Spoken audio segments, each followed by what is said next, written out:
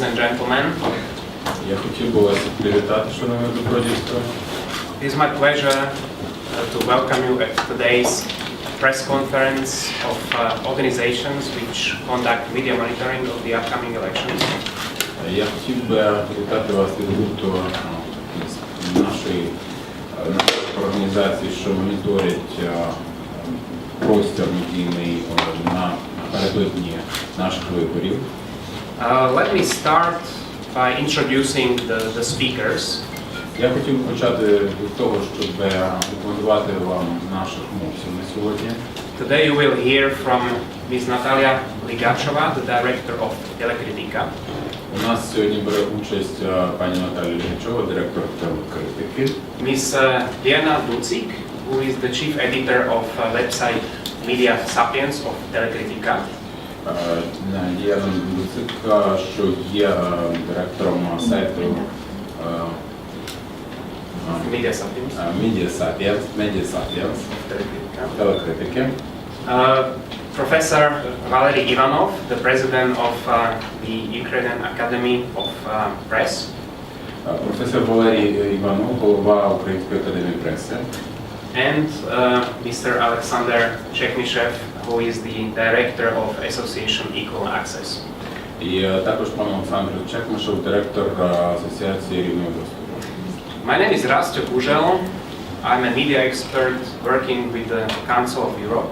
Я Растyo Kužel, я медіа-експерт і працюю з Радою Європи.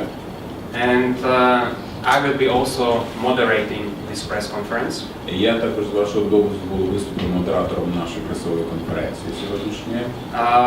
Just from the organizational point of view, we will have both Ukrainian and English versions of the joint press release available for you at the end of this press conference. Я хочу вам повідомити, що наш спільний пресовий реліз буде наявний двома українською та англійською мовами на кінці нашої роботи сьогоднішньої. We will start each of us with very short introductions. Почнемо з того, що кожен із нас виступить із коротким вступним словом. To share our observations and findings. Для того, щоб поділитися нашими спостереженнями і нашими знахідками. And we will make sure to leave enough time for your questions after that. Ми виступимо коротко, зважаючи на те, що треба залишити час на ваші питання і наші відповіді. So I will now abuse my role as a moderator and I will give the floor to myself to start with very few assessments and observations. Отже, надуживаючи власне роль ведучого цього заходу, я хотів би першому собі надати слово. So let me just share some of the findings as someone who has been coming to Ukraine since 1999. Я хотів би поділитися певними міркуваннями людини, що приїздить регулярно до України вже починаючи від 99-го року. And someone who has a chance to observe the media coverage of the previous campaigns. Попередні виборчі кампанії я також вивчав власне висвітлення їх у засобах масової інформації. First of all, I want to say that the media environment has been severely affected by the situation in the eastern and southern Europe regions of Ukraine. Я хотів би насамперед сказати, що медійний простір надзвичайно вражений перебуває під впливом подій, що розгортаються на півдні та сході країни. With journalists facing intimidation, harassment, physical, verbal attacks, abductions, detentions. Там журналісти зазнають нападів, зазнають брутального поводження, фізичного, морального тиску, також перебувають ув'язнені, їх викрадали. From the side of the pro-Russia separatist militants. Ці всі дії вчинено озброєними терористами проросійського скерування. And obviously this had an impact on the media coverage of the campaign. І це, безперечно, відбилося на тому, як засоби масової інформації висвітлюють перебіг передвиборчої кампанії. Because naturally media also had to react to these events and dedicated quite substantial amount of time to cover these events in the news. Безперечно, засоби масової інформації мають приділити достатню увагу і забезпечити висвітлення цих подій в новинних випусках і також в інших своїх матеріалах. Despite these obstacles, I think the media try to provide such coverage based on which an informed choice at the ballot box would be possible. Як відомо, завдання засобів масової інформації полягає в тому, щоб надати інформацію безсторонню і повну виборцеві для того, щоб він зміг зробити свій свідомий вибір і піти до скриньки, кинути свій бюлетень із повним усвідомленням того, що діється. Let me very briefly talk about some positive aspects and some negative aspects of the campaign. Я хотів би коротко зупинитися на деяких позитивних і деяких негативних аспектах цієї кампанії. First of all, the monitoring revealed that there were fewer cases of fake journalism, so-called GENSA. Наше спостереження показало, що менше тепер випадків проплачених матеріалів, так званих джинси. The media coverage or the editorial policy is still determined by the owners of channels, and this is shown or this is visible in the way how certain channels supported certain candidates. В редакційній політиці і далі переважає думка власників засобів масової інформації, і це відбувається в тому, як деякі канали і деякі засоби показують ситуацію в країні. However, in general, media succeeded in providing a more diverse and pluralistic coverage in comparison with the previous election campaigns.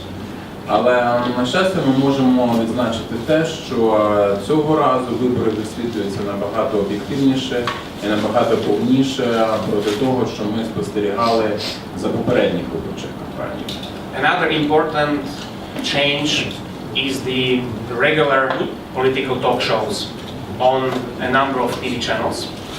Інша важлива зміна полягає в тому, що на багатьох каналах з'явилися регулярні випуски політичних ток-шоу, which were not available during the previous period. І таких шоу чи в такій кількості в попередні періоди ми не бачили. And obviously this gives opportunity to viewers to see candidates in an interactive format. І це дає змогу глядачеві бачити кандидатів у інтерактивному форматі. In this context, obviously, let me evaluate positively the ongoing debates on the First National Channel. І в цьому контексті я хотів би позитивно відзначити біжучі дебати на Першому національному каналі. And finally, we saw still substantial coverage devoted to authorities, to the President, to the Prime Minister. І ми маємо також істотну кількість обсяг матеріалів, що присвячені діяльності президента, уряду і центральної влади.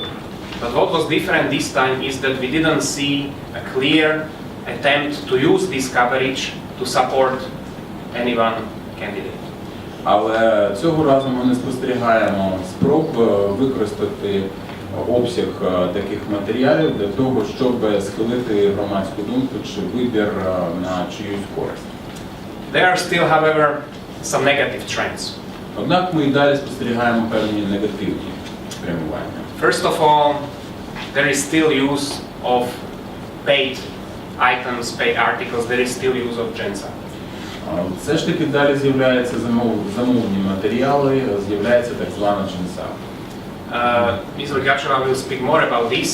I just want to say that this practice should really should not continue. Пані Лігачова про це скаже докладніше. Я хотів би зі свого боку лише сказати, що ця практика є неприпустима і її треба припинити. Because this corrupts journalism. Тому що вона підриває, розбещує журналізм як професійну діяльність. News items should be determined based on their newsworthiness and not based on payments made by candidates or someone else.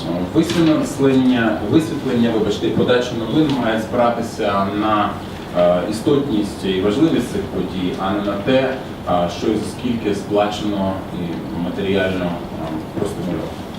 Finally, I think there is still a need to have more analytical, more investigative coverage. Нарешті я вважаю, що треба додати аналітичного змісту і має бути взагалі більший обсяг аналітичних матеріалів з приводу подій. It is not enough to focus on the activities of candidates, it is necessary to try to go deeper, to compare the candidates, to provide analysis. Недостатньо просто показувати кандидатів і давати якісь матеріали про те, що вони зробили чи сказали. Потрібні матеріали, що аналізують їх програму, їхню діяльність, їхні наміри. I think this is all from my side, and now let me give the floor to Ms. Ligacheva. Ось і все, що я хотів поки що сказати для вступного слова, і передаю з ради слово пані Лігачевій. Добрый день. Как сказал, у нас я представляю телекритику. У нас несколько мониторингов было в период этой избирательной кампании. И на основании этого я практически могу подписаться под каждым словом тех замечаний и тех позитивов, которые выделил раз. Да, я тоже должна сказать, что эта избирательная кампания проходит в условиях гораздо лучшей ситуации со свободой слова в Украине. И прежде всего это сказывается в том, что наши мониторинги не зафиксировали какую-то ограниченность телеканалов в критике нынешней власти.